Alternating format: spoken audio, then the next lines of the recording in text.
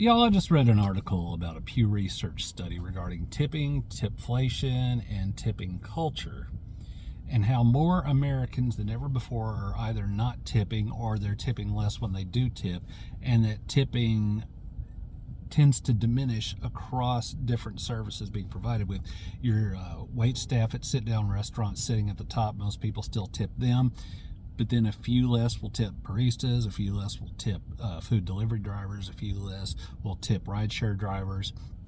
And as someone who does rideshare and does food delivery for like DoorDash as a side gig occasionally whenever I'm, need a little extra green, I will say that I understand the desire for tips, because in that case, I'm providing my time, my vehicle, my resources to provide you a service, and I expect to be compensated, and that is fine. I am not against tipping when it's called for.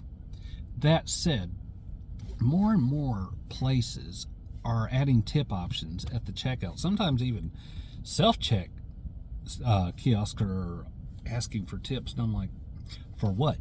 A service was not provided. I checked myself out. I got my own items. I rang them up. I put them in a bag myself. Who am I tipping and what am I tipping them for?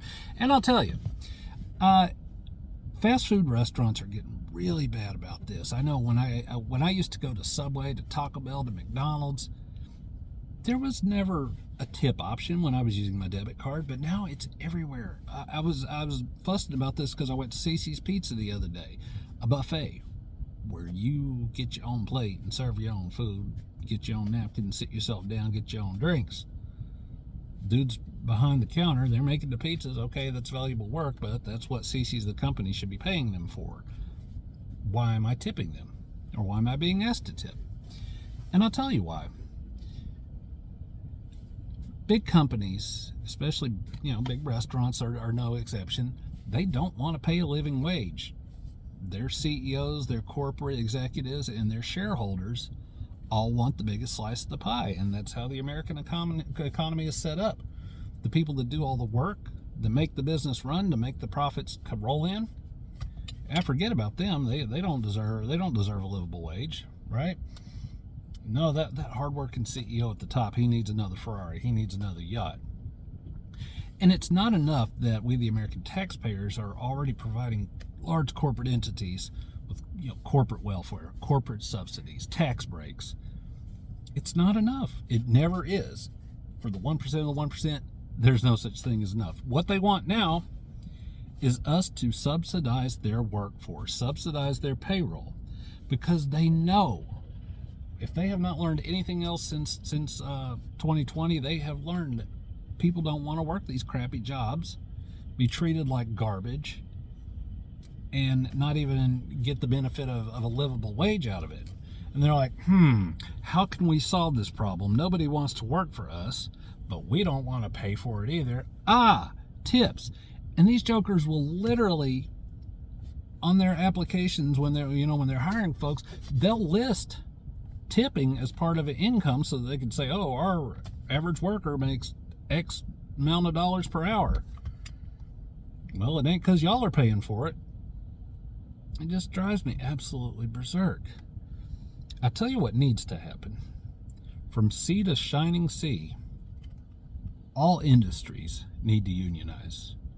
And I know I live in the South, and union, that's a dirty word down here. But employment's a two-way street. If you agree to provide the resources I need to do a job, and I agree to do a job so that you can make a profit, that's a symbiotic relationship. You deserve profits. I deserve to be able to live. And I don't feel like my livable wage needs to come at anybody's expense except my employer's. Call me crazy. But I'll tell you one thing. I don't mind if I go to a sit-down restaurant tipping.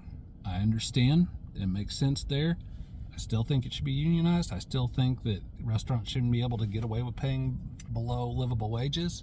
But I get it. That's just kind of how it is in America. And by the way, we're the odd man out. Like internationally, tipping's barely even a thing in most places.